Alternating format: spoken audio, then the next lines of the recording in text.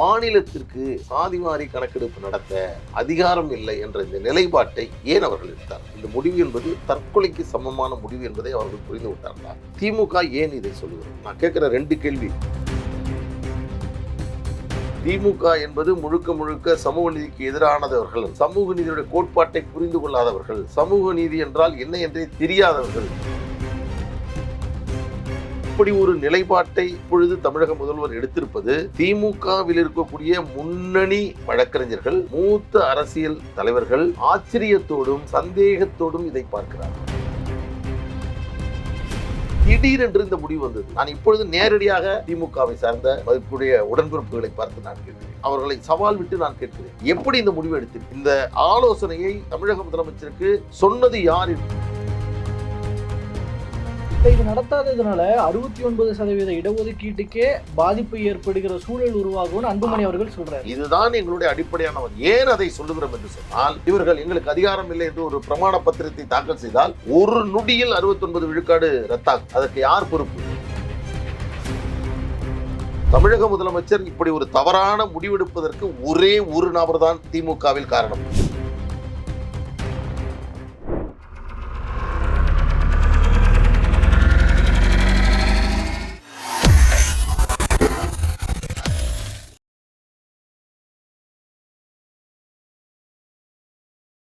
வேலை வேண்டுமா? Blue ocean இருக்கிறது. 10th 12th டிப்ளமோ டிகிரி படித்தவர்களுக்கு உணவு, தங்குமிடம், இஎஸ்ஐ, பிஎஃப் இன்சூரன்ஸ் உள்ளிட்ட சலுகைகளுடன் அனுபவத்திற்கேற்ற நல்ல சம்பளம் 15,000 முதல் 30,000 வரை. பெண்களுக்கு முன்னுரிமை. 2,000க்கும் மேற்பட்ட வேலை வாய்ப்புகள் உள்ளன. இப்போதே தொடர்பு கொள்ளுங்கள். Blue ocean. தமிழர்கள் அனைவருக்கும் அன்பு வணக்கம். இன்றைய சிறப்பு நேர்காணலில் நம்மோடு இணைந்திருக்கிறார் பாமக செய்தி தொடர்பாளர் வழக்கறிஞர் திரு பாலு அவர்கள். அவரிடம் தற்போது பேசுபொருளாக இருக்கிற முக்கியமான அரசியல் விவகாரங்கள் குறித்து பேச இருக்கிறோம். பேசலாம். வணக்கம் சார். வணக்கம். சாதிவாரி கணக்கெடுப்பு அது தொடர்பாக ஒரு கண்டன ஆர்ப்பாட்டம் நடத்தி முடிச்சிருக்கிறீங்க. அதனுடைய விளைவுகள் ஏதாவது தென்படுதா? அதற்கான பலனளிக்கக்கூடிய நகர்வுகள் ஏதாவது தென்படுதா? அங்கிருந்து நான் கேட்கிறேன். இல்லை, நிச்சயமா அது இருக்கும். ஏன்னா மிகப்பெரிய ஒரு தாக்கத்தை நேற்று நடத்திய அந்த போராட்டம் என்பது ஏற்படுத்தி இருக்கிறது. காரணம், மிக அழுத்தமாக அதை பல்வேறு அரசியல் கட்சிகள், பல்வேறு அமைப்புகளை சார்ந்தவர்கள், பல சமூகத்தினுடைய பிரதிநிதிகள் எல்லோரும் ஒன்றாக இணைந்து திமுக ஏன் சாதிவாரி கணக்கெடுப்பு நடத்த மறுக்கிறது, தயங்குகிறது என்பதை மிக அழுத்தமாக பேசியிருக்கிறார்கள். அது பெரிய அளவிற்கு அனைத்து தரப்பு மக்களுக்கும் அது சென்றடைந்திருக்கிறது. குறிப்பாக இந்த போராட்டத்தை பொறுத்தவரையில் ஒரு ஒரு உத்தியை அன்புமணி ராமதாஸ் அவர்கள் கடைபிடித்தார். பாட்டாளி மக்கள் கட்சி 40 ஆண்டுகளுக்கு மேலாக சமூக நீதியை, சாதிவாரி கணக்கெடுப்பு நடத்த வேண்டும் என்பதை மருத்துவர் ஐயா தொடங்கிய கோரிக்கை என்பது இப்பொழுது மருத்துவர் அன்புமணி ராமதாஸ் அவர்களால் தூக்கி பிடித்து அதை பெரிய அளவில் பேசிக் கொண்டிருக்கிறார். இந்த போராட்டத்தை பொறுத்தவரையில் அன்புமணி ராமதாஸருடைய உத்தி என்பது அனைத்து அரசியல் கட்சிகளும் அழைப்பது என்று அவர் முடிவெடுத்து, அனைத்து அரசியல் கட்சிகளுக்கும் நாம் அழைப்பு கொடுத்து, அதை தலைவர்களை சந்தித்து என்னுடைய நோக்கம் என்ன, தேவை என்ன என்று தலைவர்களை சந்தித்தது. அவர்கள் அதை தொடர்ந்து அது ஊடக செய்தியாக நாள்தோறும் மாறியது. பிறகு நேற்று நடந்த கூட்டத்தில் பெரும்பான்மையான முக்கியமான அரசியல் தலைவர்கள் அதில் கலந்து கொண்டது. அவர்கள் மிக அழுத்தமாக இதை நடத்தித்தான் ஆக வேண்டும் என்று அவர்கள் பேசியது. இறுதியாக அன்புமணி ராமதாஸ் அவர்கள் சாதிவாரி கணக்கெடுப்பினுடைய அவசியம் என்ன, ஏன் செய்ய வேண்டும், ஏன் திமுக செய்ய மறுக்கிறது, எந்தெந்த மாநிலங்கள் எல்லாம் இது நடத்தப்பட்டு கொண்டிருக்கிறது என்பதெல்லாம் மிக விரிவாக, பட்டியலின சமூக மக்களுக்கு அடைய போகின்ற நன்மைகள் என்ன, தமிழ்நாட்டில் இருக்கக்கூடிய சிறு சமூகங்கள், பிற சமூகங்கள், அவளுக்கு கிடைக்க வேண்டிய சமூக நீதி கிடைக்காமல் இருப்பதற்கு தடையாக இருப்பது இந்த சாதிவாரி கணக்கெடுப்பு நடத்தாமல் இருப்பது, இதையெல்லாம் தெளிவாக சொல்லியிருக்கிறார். எனவே இதுவரையில் திராவிட முன்னேற்ற கழகம் ஏதோ நடத்த மாட்டோம், வேண்டாம், மத்திய அரசு தான் நடத்த வேண்டும், எங்களுக்கு அதிகாரம் இல்லை என்றெல்லாம் சொல்லி கொண்டிருந்தார்கள். இனி அப்படி அவர்களால் சொல்ல முடியாது. ஏனென்றால் அவர்களுடைய அந்த செய்யாத அந்த அவருடைய நிலையை நாங்கள் வெளிச்சம் போட்டு காட்டியிருக்கிறோம். இல்லை, அதில் அவங்க இப்போ நடத்தாமல் இருக்கிறதுக்கு அவங்க என்னதான் நினச்சி நடத்தாமல் இருக்கிறாங்க? அப்படி நடத்தினா அவங்களுக்கு என்ன பாதிப்பு வந்துடும் நினைக்கிறாங்க? நான் துவக்கத்தில் சொல்கிறேன், இதனுடைய பின்னணி, சாதிவாரி கணக்கெடுப்பு இந்த அளவுக்கு அழுத்தமாக வருவதற்கான அப்படியான பின்னணி என்பது 10.5 விழுக்காடு இடஒதுக்கீடு வன்னியர்களுக்கு கடந்த ஆட்சியில் கொடுக்கும். அந்த ஆட்சியினுடைய முடிவில் உயர்நீதிமன்றம் ரத்து செய்தது. உச்சநீதிமன்றம் வன்னியர்களுக்கு இடஒதுக்கீடு கொடுக்க விரும்பினால் உரிய தரவுகள், பெர்டினன்ட் அண்ட் கான்டெம்பரேனியஸ் டேட்டா, என்று அதை நீங்கள் தயார் செய்து அதன் அடிப்படையில் வன்னியருக்கோ அல்லது பிற சமூகங்களுக்கோ உள்ஒதுக்கீடு கொடுப்பதற்கோ அல்லது தொகுப்பு இடஒதுக்கீடு தருவதற்கோ எந்த தடையும் இல்லை என்பதை நீதிமன்றம் சுட்டிக்காட்டியது. உச்சநீதிமன்ற தீர்ப்பின் அடிப்படையில் சாதிவாரி கணக்கு நடத்தித்தான் அந்த உள்ஒதுக்கீடை கொடுக்க வேண்டும் என்ற சூழல் என்பது கிடையாது. அதற்கான தேவையும் இல்லை. அதற்கு பிறகு தமிழக அரசு பிற்படுத்தப்பட்ட ஆணையம் நீதியரசர் பாரதிதாசன் தலைமையில் அமைத்து அதற்கு பிறகு அதற்கு ஒரு டேர்ம்ஸ் ஆஃப் ரெஃபரன்ஸை உருவாக்கினார்கள். இவர்களுக்கு இடஒதுக்கீடு தருவதற்கான தரவுகளை 3 மாதத்தில் தயாரித்து கொடுக்க வேண்டும் என்று அவர்கள் கொடுத்தார்கள். ஏறக்குறைய இது 4வது ஆண்டை தாண்டிவிடும். ஆனால் அதை அவர்கள் தொடர்ந்து அதை கொடுக்காமல் காலம் தாழ்த்தி கொண்டே இருந்தார்கள். 3 மாதத்தில் அந்த தரவுகள் கல்வியில், வேலைவாய்ப்பில் எந்த அளவிற்கு 20 விழுக்காடு இடஒதுக்கீட்டில் வன்னியர்கள் பின்தங்கி இருக்கிறார்கள் என்ற தரவுகளின் அடிப்படையில் அவர்கள் பிற்படுத்தப்பட்ட ஆணையம் அல்லது தமிழக அரசு அந்த தகவலை திரட்டி பிற்படுத்தப்பட்ட ஆணையத்திடம் கிடைத்திருந்தால் நிச்சயமாக அவருக்கு பரிந்துரையின் அடிப்படையில் அது 10.5 11% அல்லது 10% ஒரு உள்ஒதுக்கீடு என்பது உறுதி செய்யப்பட்டிருக்கும். ஆனால் அது காலம் தாழ்ந்தது. இடைப்பட்ட நேரத்தில் தான் பீகார் மாநிலத்தில் மாநில அரசு சாதிவாரி கணக்கெடுப்பை நடத்தியது. அதை எதிர்த்து பாட்னா உயர்நீதிமன்றத்தில் வழக்கை தொடர்ந்தார்கள். பாட்னா உயர்நீதிமன்றம் மாநில அரசு சாதிவாரி கணக்கெடுப்பு நடத்த தடை இல்லை, நடத்தலாம். 2008 ஸ்டாட்டிஸ்டிக்ஸ் ஆக்ட் அதன் சட்டத்தின்படி மாநில அரசுக்கு எல்லா அதிகாரமும் இருக்கிறது என்பதை நீதிமன்றம் தெளிவுபடுத்தியது. அப்பொழுதுதான் நாங்கள் நேரடியாக எங்களுக்கு தருவதற்கும் அவர்கள் மறுக்கிறார்கள். வன்னியர்களுக்கு என்று தனியாக கொடுத்து விட்டால் உடனடியாக வன்னியர்களுக்கு என்று தருகிறார்கள் என்று மற்றவர்கள் பேசுகிறார்கள். எனவே இதை சாதிவாரி கணக்கெடுப்பை நடத்துங்கள் என்ற ஒரு நிலைப்பாட்டையும் நாங்கள் கூடுதலாக அதில் வைத்தோம். அதைத் தொடர்ந்து கடந்த ஏறக்குறைய 2 ஆண்டுகளாக மருத்துவர் அன்புமணி ராமதாஸ் அவர்கள் அனைத்து மாவட்டங்களுக்கும் சென்றார். மாவட்ட அளவில் கருத்தரங்குகளை நடத்தினார். ஒவ்வொரு மாவட்டத்தில் இருக்கக்கூடிய பெரும்பான்மைய சமூகங்கள், பிற சமூகங்கள் எல்லோரையும் அழைத்து அங்கே பேசினார். பிறகு சென்னையில் ஒரு கருத்தரங்கம் நடத்தப்பட்டது. அதற்கு பிறகுதான் இப்பொழுது இந்த போராட்டத்தை நாங்கள் நடத்தியிருக்கோம். இதுதான் இந்த போராட்டத்தினுடைய தேவையாக இருக்கிறது. பீகாரை தொடர்ந்து கர்நாடகாவில் நடத்தி முடிக்கப்பட்டிருக்கிறது, தெலுங்கானாவில் நடத்தி முடிக்கப்பட்டிருக்கிறது. இப்படி பல மாநிலங்களில் சாதிவாரி கணக்கெடுப்பு நடத்துவதற்கான பணிகள் நடந்து கொண்டிருக்கிறது. எனவே தமிழக அரசு இதை செய்ய தொடங்குவது என்பது உள்ளபடியே தமிழ்நாடு சமூக நீதி மண், தந்தை பெரியார் மருந்த மண், திராவிட இயக்கம் என்று சொன்னால் சமூக நீதி இயக்கம் என்று சொல்கிறார்கள். ஒட்டுமொத்த இந்தியாவுக்கே வழிகாட்டியது தமிழகம் சமூக நீதியில், இடஒதுக்கீட்டு கொள்கையில் என்றெல்லாம் நாம் மார்தட்டி கொண்டிருந்தோம். இந்தியாவில் அரசியல் முதல் திருத்தம் வருவதற்கு காரணமாக இருந்த மாநிலம் தமிழ்நாடு. தந்தை பெரியார் அவருடைய முயற்சியில்தான் முதலில் அரசியல் திருத்தம் கொண்டு வரப்பட்டு சரத்து 15, 16 திருத்தம் செய்யப்பட்டு. ஆனால் இன்றைக்கு அப்படியே நிலைமை மாறி இருக்கிறது. மற்ற மாநிலங்கள்லாம் பின்தொடர்ந்து கொண்டிருக்கிறார்கள். தமிழகம் எங்களுக்கு அதிகாரம் இல்லை என்று. அதுதான் சார், ஒருவேளை இப்போ பண்ணிட்டா இந்தந்த சமுதாயங்களில் இந்தந்த அளவுக்கான ஒரு பலம் இருக்கிறது அப்படிங்கிறது தெரிய வந்துடும். அப்படி வந்ததுன்னா இங்கே அரசு பணிகள் ரீதியிலாக இருக்கட்டும், இடஒதுக்கீடு ரீதியிலாக இருக்கட்டும், இப்போ கட்சி ரீதியாகவும் தேர்தல் அரசியல்லையும் மற்ற சமூகத்தை சேர்ந்தவர்கள் அவங்களுக்கான பெரும்பான்மையை கேட்டு பெறுவதில் அதனால நமக்கு சிக்கல் வரும் அப்படின்னு நினைக்கிறாங்களா? அதனால தான் இதை பண்ணாமல் இருக்கு. அதாவது அவர்கள் நினைப்பது இது, ஆனால் அவர்கள் சொல்வதற்கான காரணம் வேறாக இருக்கிறது. நான் இதை சொல்கிறேன், இதற்கு முன்பே இதை பற்றி நான் பேசியிருக்கிறேன். திமுக ஏன் இதை சொல்லுகிறது? இப்போ நாங்கள் நடத்த மாட்டோம், பிறகு நடத்துவோம், இப்பொழுது நடத்த வேண்டிய தேவையில்லை என்றெல்லாம் கூட அவர்கள் சொல்லலாம். ஆனால் மாநிலத்திற்கு சாதிவாரி கணக்கெடுப்பு நடத்த அதிகாரம் இல்லை என்ற இந்த நிலைப்பாட்டை ஏன் அவர்கள் எடுத்தார்கள்? இந்த யோசனையை, இந்த ஆலோசனையை தமிழக அரசிற்கு, குறிப்பாக தமிழக முதலமைச்சருக்கு யார் சொன்னார்? யாருடைய ஆலோசனை அடிப்படையில் இந்த முடிவு எடுத்தார்கள்? இந்த முடிவு என்பது தற்கொலைக்கு சமமான முடிவு என்பதை அவர்கள் புரிந்து கொண்டார்களா? இதுதான் திராவிட முன்னேற்ற கழக அரசின், திமுகவினுடைய அடிப்படையான கொள்கையா? இதுதான் தமிழக அரசினுடைய கொள்கையா? நான் கேட்குற 2 கேள்வி.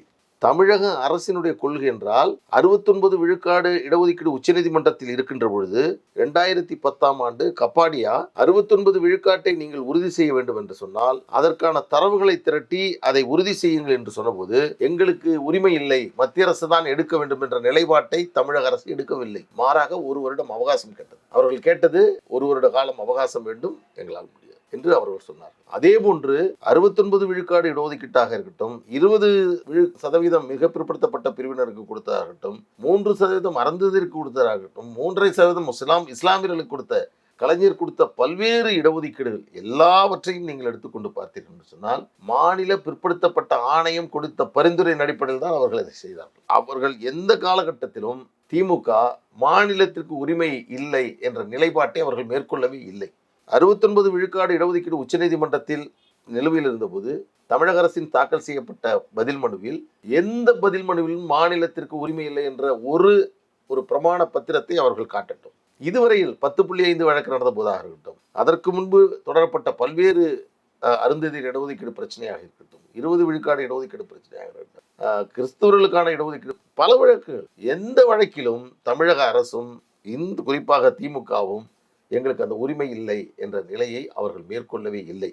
இன்னும் சொல்லுகிறேன், திமுக என்பது முழுக்க முழுக்க சமூக நீதிக்கு எதிரானவர்கள், சமூக நீதியுடைய கோட்பாட்டை புரிந்து கொள்ளாதவர்கள், சமூக நீதி என்றால் என்ன என்றே தெரியாதவர்கள் என்று நான் சொல்ல மாட்டேன். ஆனால் இப்படி ஒரு நிலைப்பாட்டை இப்பொழுது தமிழக முதல்வர் எடுத்திருப்பது திமுகவில் இருக்கக்கூடிய முன்னணி வழக்கறிஞர்கள், முதன்மையான வழக்கறிஞர்கள், மூத்த அரசியல் தலைவர்கள் ஆச்சரியத்தோடும் சந்தேகத்தோடும் இதை பார்க்கிறார்கள். பலரும் என்னிடத்தில் இதை சொல்லியிருக்கிறார். ஏன் முதலமைச்சர் இந்த முடிவை எடுத்தார் எங்களுக்கே தெரியவில்லை. இல்ல, அந்த சந்தேகத்தின் பின்னணியில தொக்கி நிக்கிற இதுதான் காரணம் அப்படின்னு ஏதாவது ஒண்ணு நீங்க கண்டுபிடிக்கணும். ஏன் நான் சொல்றேன்னா, இப்பவும் நான் சொல்றேன், இந்த விவாதத்தின் மூலமா சொல்றேன், திடீரென்று இந்த முடிவு வந்தது. இந்த ஆட்சி வந்தபோது, இந்த ஆட்சி வந்து 10.5 வழக்கு விசாரணை நடைபெறுகின்ற பொழுது 10.5 வழக்கு விசாரணையை முழுமையாக ஆதரித்தது திமுக. அதை நியாயப்படுத்தி இவர்கள் வாதிட்டார்கள். நாங்கள் அப்பொழுதே சொன்னோம், 10.5 கொடுத்தவர் எடப்பாடி பழனிசாமி அவர்கள். ஆட்சி மாற்றம் வந்தது, அவர்கள் கொடுத்து விட்டார்கள் என்பதற்காக எதிராக இவர்கள் நின்று பேசவில்லை. அரசு தலைமை வழக்கறிஞர்களிருந்து எல்லோரும் அதை நியாயம் என்றும் கொடுத்தது சரி என்றும் சொன்னார்கள். 10.5 வழக்கிலே இவர்கள் அந்த வாதத்தை முன்வைத்திருக்கலாமே. மாநில அரசிற்கு உரிமையே இல்லை தரவுகள் திரட்டுவதற்கு, இது கொடுத்ததே தவறு என்று. இல்லையே, ஆட்சிக்கு வந்து பிற்படுத்தப்பட்ட ஆணையத்தை அமைத்து தரவுகள் திரட்ட வேண்டும் என்று பிற்படுத்தப்பட்ட ஆணையத்துக்கு டேர்ம்ஸ் ஆஃப் ரெஃபரன்ஸ் கொடுத்தாங்கல்ல, அப்போது தமிழக அரசுக்கே அதிகாரம் இல்லை என்று சொன்னால் எப்படி அந்த மாதிரி டேர்ம்ஸ் ஆஃப் ரெஃபரன்ஸ் போட முடியும்? இந்த கேள்வியை நீங்கள் உங்களுக்குள்ளே கேட்டு பாருங்க, எவ்வளவு பெரிய முரண்பாடு. அப்போது திடீரென்று ஏன் வந்தது, யார் சொன்னது, யாரால் சொல்லப்பட்டது? ஒரு ஒட்டுமொத்த திராவிட முன்னேற்ற கழகத்தையும் நான் இப்பொழுது நேரடியாக அவர்களை சவால் விட்டு நான் கேட்கிறேன். திமுகவை சார்ந்த மதிப்புடைய உடன்பிறப்புகளை பார்த்து நான் கேட்கிறேன், எப்படி இந்த முடிவை எடுத்தீர்கள்? இந்த ஆலோசனையை தமிழக முதலமைச்சருக்கு சொன்னது யார் என்று தைரியமாக நான் தான் சொன்னேன், இதற்குத்தான் சொன்னேன், இந்த காரணத்திற்காக தான் சொன்னேன், இந்த ஆலோசனை நாங்கள் தான் கொடுத்தோம், இதற்காகத்தான் கொடுத்தோம் என்று திமுகவில் முன் வருவதற்கு யார் தயாராக இருக்கிறார்கள்? சொல்லுங்க. வழக்கறிஞர் குழு இருக்குது, திமுகவினுடைய சட்டத்துறை குழு, எல்லோரும் கூடி முடிவெடுக்கட்டும். இது சரியா, இது சரியா, இப்படி ஒரு நிலைப்பாட்டை நாம் மேற்கொள்ளலாமா? ஒருவேளை மத்திய அரசு நான் சாதிவாரி கணக்கெடுப்பை நடத்த மாட்டேன் என்று சொல்கிறார்கள், மாநிலத்தினுடைய இடஒதுக்கீடு கொள்கை என்ன ஆவது? ஒருவேளை மத்திய அரசு எடுக்கக்கூடிய சாதிவாரி விவரங்கள் தமிழகத்தில் இருக்கக்கூடிய சாதிகளுடைய நிலையை வெளிப்படுத்த முடியாத, இங்க இருக்கக்கூடிய சமூகத்தினுடைய பின்னணிகளை சொல்ல முடியாத நிலையில் இருக்கின்ற பொழுது, ஒரு கையறு நிலையில் அதை வைத்து நாம் செயல்பட முடியாமல் இருக்கின்ற பொழுது அதோடு நாம் சமூக நீதி கொள்கையை நிறுத்திக் கொள்ள முடியுமா சொல்லுங்க. இல்லை, இது நடத்தாததுனால 69% இடஒதுக்கீட்டுக்கே பாதிப்பு ஏற்படுகிற சூழல் உருவாகும்னு அன்புமணி அவர்கள் சொல்றாரு. இதுதான் எங்களுடைய அடிப்படையான வாதம். ஏன் அதை சொல்லுகிறோம் என்று சொன்னால், 69 விழுக்காடு இடஒதுக்கீடு வழக்கு இன்றும் உச்சநீதிமன்றத்தில் அங்கே இருக்கக்கூடிய மராட்டா வழக்கு முடிந்த பிறகு எடுத்துக்கொள்வோம் என்று சொல்லப்பட்ட 2வது வழக்கு இன்றும் உச்சநீதிமன்றத்தில் நிலுவையில் இருக்குது. எப்பொழுது வேண்டுமானாலும் வரும். இத்தனை ஆண்டுகள் கழித்து இவர்கள் எங்களுக்கு அதிகாரம் இல்லை என்று ஒரு பிரமாண பத்திரத்தை தாக்கல் செய்தால் ஒரு நொடியில் 69 விழுக்காடு ரத்தாகும். அதற்கு யார் பொறுப்பு? அந்த விளைவுகளை யார் சந்திப்பது? இது சரியா? நான் இப்பொழுது கேட்கிறேன், நான் சொல்லுகிறேன், அடித்து சொல்லுகிறேன், தமிழக முதலமைச்சர் இப்படி ஒரு தவறான முடிவெடுப்பதற்கு ஒரே ஒரு நபர் தான் திமுகவில் காரணம், எனது நண்பர் தான். ஆனாலும் சமூக நீதி என்று சொன்னால் அவர் எடுத்த அந்த நிலைப்பாட்டை தவறு என்று சொல்வதற்கு நான் தயங்க மாட்டேன். வழக்கறிஞர் வில்சன் அவர்கள் ஒருவரால் மட்டும்தான் இந்த தவறான ஆலோசனை என்பது தமிழக முதல்வருக்கு கொடுக்கப்பட்டிருக்கிறது. காரணம், நாடாளுமன்றத்தில் சென்சஸ் சட்டம், இந்தியன் சென்சஸ் ஆக்ட், அதை மாநில பட்டியலுக்கு மாற்ற வேண்டும் என்ற ஒரு தனிநபர் மசோதாவை நாடாளுமன்றத்தில் தாக்கல் செய்தார். ஒரு நாடாளுமன்ற உறுப்பினர்கள் மசோதா தாக்கல் செய்வது சாதாரணம். தாக்கல் செய்த பிறகு அதற்கு பிறகுதான் தமிழக அரசு தங்களுடைய நிலைப்பாட்டை மாற்றிக் கொண்டார்கள். என்னவென்றால், சென்சஸ் சட்டத்தின்படி மத்திய அரசுக்கு தான் அதிகாரம் இருக்கிறது, எனவே மத்திய பட்டியலில் இருப்பதை மாநில கன்கரண்ட் லிஸ்டுக்கு மாற்ற வேண்டும் என்று அவர் வைத்த அந்த கோரிக்கை நிலவியல் இருக்கக்கூடிய காரணத்தினால் நாடாளுமன்றத்தில் இப்படி ஒரு முடிவை நாம் எடுத்து விட்டோம். எனவே நான் எடுத்த முடிவை நான் சார்ந்திருக்கக்கூடிய ஒட்டுமொத்த திராவிட முன்னேற்ற கழகமே எடுக்க வேண்டும் என்று அவர் கொடுத்த ஒரே ஒரு நபரினுடைய ஆலோசனை அடிப்படையில் நடந்திருக்கிறது. தெரியுமா? இல்ல, ஆனா இந்த இது கேளுங்க, இந்த நீங்க திரும்பி சொல்லுங்க. இந்த புரிதல் முதல்வர் யார் சொல்வது? அவங்க கட்சியில சொல்லணும், அவங்க இதை புரிய வைக்கணும். நான் சொல்றேன், வில்சன் அவர்கள் மீதும் தவறில்லை. அவர் அப்படி நினைத்து கொண்டார். எப்படி என்றால், ஒரு சர்வே எடுக்கணும், ஒரு சென்சஸ் எடுக்கணும் என்று சொன்னால் அது சென்சஸ் சட்டத்தின்படி தான் எடுக்க முடியும் என்று அவர் அதை தாக்கல் செய்தார். ஆனால் அதற்கு பின்பு பீகாரில் ஜாதிவாரி கணக்கெடுப்பு நடத்தப்பட்டு பீகார் பாட்னா உயர்நீதிமன்றம் அந்த வழக்கை விசாரித்த போது பீகார், நான் சொல்றது மிக மிக முக்கியமானது, எத்தனையோ பேட்டிகள் கொடுத்துருக்கோம், எத்தனையோ தகவல் கொடுத்துருக்கோம், ஆனால் சமூக நீதிக்காக இடஒதுக்கீட்டிற்காக நாங்கள் அழுத்தம் திருத்தமாக நுணுக்கமாக அந்த சமூக நீதியுடைய கொள்கையை தாங்கி பிடிக்கக்கூடியவர்கள் என்ற அடிப்படையில் இந்த கருத்தை சொல்றாங்க. பீகாரில் சாதிவாரி கணக்கெடுப்பு நடப்பதற்கான அறிவிப்பை அரசு வெளியிட்டு சாதிவாரி கணக்கெடுப்பை நடத்தி அந்த முடிவுகள் வெளியிடப்பட்டது. அதை எதிர்த்து பாட்னா உயர்நீதிமன்றத்தில் வழக்கு தொடுக்கப்பட்டது. அந்த வழக்கு தொடுக்கப்பட்ட நிலையில் பாட்னா உயர்நீதிமன்றம் அந்த வழக்கை விசாரிக்கின்ற பொழுது உங்களுக்கு என்ன அதிகாரம் இருக்கிறது என்று கேட்டபோது அவர்கள் இந்தியன் ஸ்டாட்டிஸ்டிக்ஸ் ஆக்ட் 2008 அதன் அடிப்படையில் ஒரு மாநிலத்திற்கு உரிமை இருக்கிறது என்ற ஒரு அந்த சட்டத்தை நீதிபதியிடம், அது ஒரு சென்ட்ரல் ஆக்ட், ஒரு மூத்த வழக்கறிஞர் அந்த வழக்கிலே கொடுக்கின்றார். அப்பொழுது நீதிமன்றத்தில் ஒரு வாதம் வருகிறது, இது இப்படி ஒரு சட்டத்தின் அடிப்படையில் தான் இந்த அரசாணை பிறப்பிக்கப்பட்டிருக்கிறது என்று கூட இல்லை என்று சொல்லுகின்ற பொழுது, அதற்கான சட்டம் இருக்கிறது என்று சொன்னால் எந்த அரசாணையும் நிலைக்கத்தக்கது என்று சொன்னார்கள். அதன் அடிப்படையில் அங்கே மாநிலத்திற்கு சாதிவாரி கணக்கெடுப்பு நடத்த அதிகாரம் இருக்கிறது என்று பாட்னா உயர்நீதிமன்றம் தீர்ப்பு கொடுத்தது. என்ன செய்திருக்க வேண்டும் மரியாதைக்குரிய வில்சன் அவர்கள்? தன்னுடைய நிலைப்பாட்டை மாற்றி இருக்க வேண்டும். நான் மீண்டும் மீண்டும் திமுகவை சேர்ந்த வழக்கறிஞர்களை, மூத்த தலைவர்களை சந்திக்கின்ற பொழுதெல்லாம் நான் சொல்வேன், பார்க்கின்ற பொழுதெல்லாம் நட்பு ரீதியாக பார்க்கின்ற பொழுது, தவறான முடிவு, தேவையில்லாத முடிவு, ஒரு தற்கொலைக்கு சமமான முடிவை நீங்கள் எடுத்திருக்கிறீர்கள். காலத்தால் மாற்ற முடியாத மிகப்பெரிய களங்கத்தை நீங்கள் செய்திருக்கிறீர்கள். சமூக நீதி பயணத்தில் திமுக செய்திருக்கக்கூடிய மிகப்பெரிய துரோகம் இது. மரியாதைக்குரிய ஐயா வீரமணி அவர்களிடம் இதே செய்தியை நான் சொல்லிவிட்டு வந்தேன். ஐயா நீங்க சொல்லுங்கயா. அவரிடம் சொன்னேன், ஒருவேளை கண்ணை மூடிக்கொள்ளுங்கள், இன்றைக்கு முன்னாள் முதலமைச்சர் எடப்பாடி பழனிசாமி அவர்கள் ஆட்சியில் இருக்கிறார் என்று வைத்துக் கொள்ளுங்கள், அவர் இதே போன்று நாங்கள் சாதிவாரி கணக்கெடுப்பை நடத்த மாட்டோம் என்று சொல்லுகிறார் என்று வைத்துக் கொள்ளுங்கள், இதே கருத்தை தான் நீங்கள் சொல்வீர்கள் ஐயா? அமைதியாக இருப்பீர்களா? அப்பொழுது என்ன சொல்வீர்கள்? வைகோ என்ன சொல்லுவார்? திருமாவளவன் என்ன சொல்லுவார்? இடதுசாரிகள் என்ன சொல்வார்கள்? தாரை வார்த்து விட்டார் மாநில உரிமையை, பாஜகவிடம் அடகு வைத்து விட்டார் என்றெல்லாம் சொல்ல மாட்டீங்க. எங்கே போனது உங்களுடைய கருத்து, உங்களுடைய குரல்? நான் இப்போ பேசுகிற இந்த 2-3 நிமிடங்கள் இருக்கிறதே, திராவிட முன்னேற்ற கழகத்தில் பதில் சொல்ல வேண்டிய செய்திகள் இத்தனையும். நீங்கள் போனீங்கன்னா இதுக்கெல்லாம் செய்வாங்களா என்ன தெரியாது. வரக்கூடிய தேர்தலை பற்றி தான் அவர்கள் யோசிப்பார்கள். எங்கள் தேர்தலை பற்றி எங்களுக்கு கவலை இல்லை. நாங்கள் அந்த கூட்டத்தில் கூட, போராட்டத்தில் கூட நாங்கள் சொன்னோம், வரக்கூடிய தேர்தலுக்காகவோ போராட்டத்திற்காகவோ அல்லது கூட்டணிக்காகவோ நாங்கள் இதை நடத்தவில்லை. இது இப்பொழுதும் நான் சொல்கிறேன், பாட்னா உயர்நீதிமன்றத்தினுடைய தீர்ப்பு வந்த பிறகு, கர்நாடகாவில் தாக்கல் செய்த பிறகு அங்கே ஒரு வழக்கு, அவர்களும் அந்த வழக்கை முடித்து விட்டார்கள். இது மாநில அரசு நடத்துது. ஒரு வார காலம் பள்ளிகளுக்கு விடுமுறை விட்டு கர்நாடகாவில் ஜாதிவாரி கணக்கெடுப்பு நடத்தப்பட்டிருக்கு பக்கத்தில். போன ஆட்சி, நான் அதுதான் சொல்றேன், மாநில அரசினுடைய நிலைப்பாடு நீங்க நல்லா புரிஞ்சுங்க. கடந்த ஆட்சியில் எடப்பாடி பழனிசாமி அவர்கள் சாதிவாரி கணக்கெடுப்பு நடத்த நீதியரசர் குலசேகரன் ஆணையத்தை அமைத்தாரா இல்லையா? மாநில அரசுக்கு உரிமை இல்லாமல் எப்படி ஒரு அரசாணையை ஒரு அரசு வெளியிட முடியும்? அப்பொழுது இருந்த அதிகாரிகள் யார்? அதற்கு சட்ட ஆலோசனை கொடுத்தது யார்? அப்படி ஒரு சட்ட ஆலோசனை கொடுத்து ஒரு அரசாணை வெளியிட்டு அந்த 6 மாதம் நீர்த்து போன பிறகு நான் எல்லோருக்கும் சொல்கிறேன், இப்பொழுது கூட அதிமுக மௌனமாக இருக்கிறார்கள், அவர்களுக்கும் சேர்த்து சொல்கிறேன், சாதிவாரி கணக்கெடுப்பு நடத்தக்கூடிய இந்த பிரச்சனையை கண்மூடி கொண்டிருப்பதும் கை கழுவுவதும் தவறான பாதையை நோக்கி நாம் சென்று கொண்டிருப்போம். நீங்க நடத்துற கூட்டத்துல அதிமுகவும் பங்கேற்கல. நாங்க அது முக்கியமான ஒரு நகர்வாகவும் பார்க்கப்படுது. இல்ல, அதாவது அனைத்து கட்சிகளுக்கும் நாங்கள் அழைப்பு விடுத்தோம். ஆமா, அது எங்களுடைய கொள்கை முடிவு, எல்லோரையும் அழைப்பது என்று. ஒரு போராட்டத்தில் நாங்கள் அழைப்பை ஏற்று கலந்து கொள்வதும் கலந்து கொள்ளாமல் இருப்பதும் ஒவ்வொரு கட்சியினுடைய முடிவு. அதற்கு மேல் நான் இதில் பேச விரும்பவில்லை. அது அவருடைய முடிவு. ஓகே.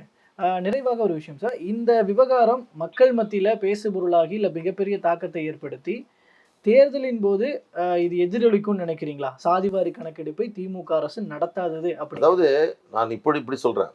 பீகார் மாநிலத்தில் இப்ப தேர்தல் நடந்து முடிந்தது. அங்க 2 முக்கியமான காரணங்கள் தான் மீண்டும் நிதிஷ் அவர்கள் அந்த நாட்டினுடைய முதலமைச்சராவதற்கு காரணம் என்று சொன்னார்கள். ஒன்று, அங்கே நடத்தப்பட்ட சாதிவாரி கணக்கெடுப்பு. சாதிவாரி கணக்கெடுப்பு நடத்தப்பட்டதாலேயே ஒரு ஆட்சி மீண்டும் வந்தது. இன்னொன்று, அங்கே மதுக்கடைகளை மூடியது, அதற்கான அறிவிப்பு. எனவே இங்கே சாதிவாரி கணக்கெடுப்பு நடத்தாததால் அதனால் ஏற்படக்கூடிய விளைவுகளை திராவிட முன்னேற்ற கழகம் சந்திக்கும். ஏனென்றால் எங்கள் மாநாட்டில் கலந்து கொண்ட, எங்களுடைய போராட்டத்தில் கலந்து கொண்டவர்கள் மீனவர்கள் கலந்து கொண்டார்கள், தேவர் சமுதாயம், யாதவர் சமுதாயம், உடையார் சமுதாயம், முதலியார் சமுதாயம், மீனவர் சமுதாயம், இஸ்லாமியர் சமுதாயம், பட்டியலின சமுதாயம், அருந்ததியர் சமுதாயம், இத்தனை சமுதாயத்தினுடைய பிரதிநிதிகள் அமர்ந்து அந்த போராட்டத்தை நாங்கள் நடத்தியிருக்கிறோம். எங்களுடைய கோரிக்கை, யார் யார் எத்தனை சதவீதம் இருக்கிறார்கள், அவருடைய சமூக நிலை என்ன, பொருளாதார நிலை, அதன் அடிப்படையில் அவர்களுக்குரிய பிரதிநிதித்துவத்தை, அவர்களுக்குள்ள வாய்ப்புகளை அவர்களுக்கு வழங்குங்கள். அப்படி என்று சொல்லுகின்ற பொழுது இதை வழங்க மறுப்பதனால்தான் முதல் கேள்வி இப்பொழுது வெளியே வருகிறது. இதை நடத்தினால் ஒரு குறைந்த எண்ணிக்கையில், இன்னும் சொற்ப எண்ணிக்கையில் இருக்கக்கூடிய ஒரு சமூகத்தை சார்ந்தவர்கள் ஆட்சி அதிகாரத்தில் எத்தனை சதவீதம் இருக்கிறார்கள் என்பது வெளியே வருகின்ற பொழுது அதற்கு பதில் சொல்ல முடியாது என்ற காரணத்திற்காகத்தான் இப்படி செய்கிறார்கள் என்பது வெளிச்சத்திற்கு வரும் என்ற அச்சத்தில், பயத்தில் அவர்கள் இந்த நிலையை மேற்கொண்டிருக்கிறார்கள். பொறுத்திருந்து பார்ப்போம் சார். பல்வேறு தகவல்களின் கருத்திலே பயந்து கொண்டமைக்கு நன்றி சார். நன்றி, வணக்கம்.